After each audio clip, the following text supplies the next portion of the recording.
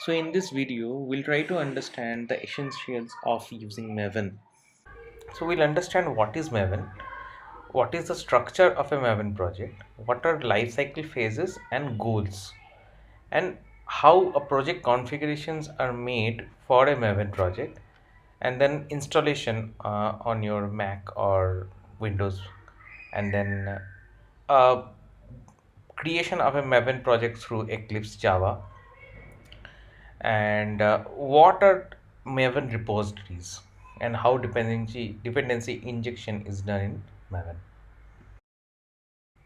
So Maven is basically a build automation or a project management tool similar to Apache and or Gradle. Maven follows convention over configuration approach.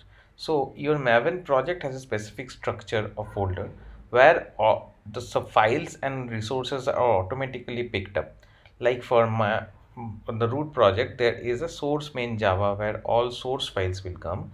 Then source main resources, where resources files will be contained, and source test Java for your test source files, and test resources is in the source test resources folder. So whenever your build project is built, these files will automatically be taken up, and selecting a archetype will automatically create this folder structure for you. And archetype selection is basically based on what kind of project you're trying to build.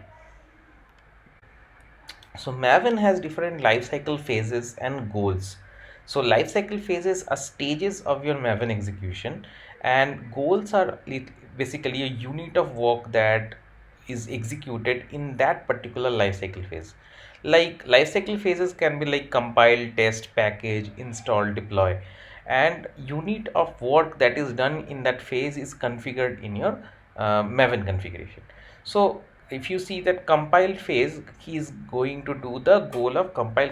So the basically it will compile your code, then test will trigger your unit test cases, and then package lifecycle phase will do the jar colon jar, which basically will package your executable in a jar format. Now let us see how installation of Maven is done. You need to download the binaries from the official Maven site and then set the environment variables. Let's try downloading it from the site.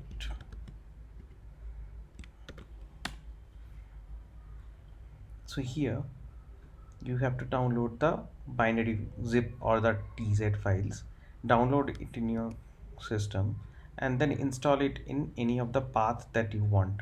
You can install it anywhere in your system. Then you need to set the environment variables, like m2 home is your root folder to your Maven extraction folder. So this is your path. You need to replace your system path with this here. Export the path variable to the bin folder of the Maven so that the Maven command is found, and then verify your installation with Maven version. So if you go to the terminal, then mvn version, you should see something like this in the output. That means a Maven is installed. Create a Maven project, go to Eclipse, then to new project, and select Maven project location.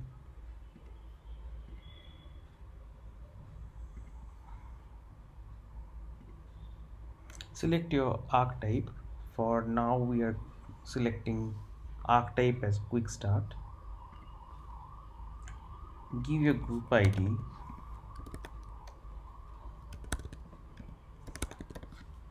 and an artifact ID.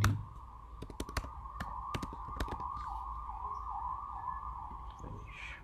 It has created the project, and all the folder structures are already created. If you go to your pom.xml, you can see your dependencies listed here, and these are your Maven coordinates, and there's only one dependency included, that is JUnit dependency. You can include any other dependencies that you want here.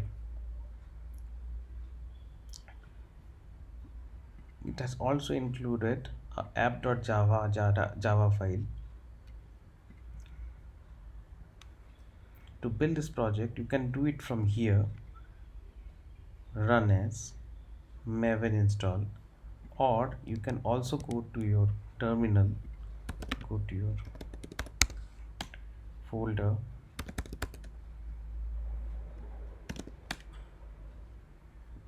ambient clean install, and it will build your project. So as you can see, it has built your Java jar file here. Maven uses a configuration file called pom.xml to list all the configuration for a particular project. So in the pom.xml, there should be at least one pom.xml per project. So this pom.xml, there are multiple sections in the file. So if you see these group ID, artifact ID, version, these are the coordinates that identifies this project in the Maven repository. And then the version, and after that there is a packaging that mentions that when Maven packages this software, how it should package. It should be a jar file. And then there's a section called dependencies. This includes all the project dependencies. So if you see, currently only JUnit is listed in the dependencies, and these dependencies will be downloaded and stored in your local repository when you execute or build the project through Maven install command. So we go to the local repository, that is in cd.m2. This is in your local folder, home folder, home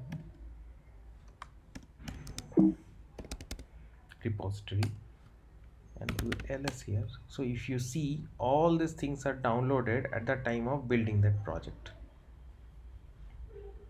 Maven uses dependencies in the pom.xml to use external libraries. Now in the pom.xml you will find a section dependencies, and inside that there are many dependencies that will be listed. So these dependencies basically mentions that there is a library, external library, that this particular project wants to use. So these dependencies are found in the Maven repository, global repository. So to you can find that, uh, go to Google and search for Maven repository, and here you can search for, suppose for Kafka you want to search,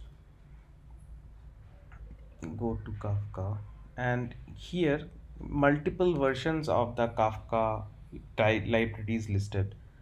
So if you go to 2.4.0, you will find your dependencies listed here. So you can include this in your project, and that will be downloaded for you. So you can include this here,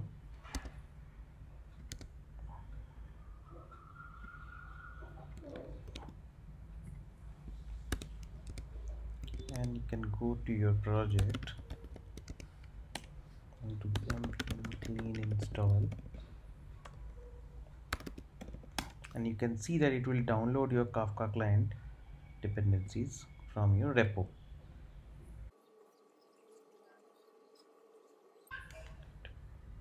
Now if you go to your home folder repository and do ls, you can see that it has downloaded org.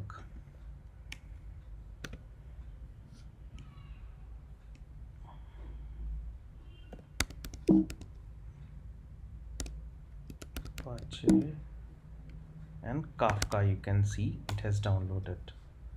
So thanks for watching, and this is basically the basics of using Maven in a nutshell.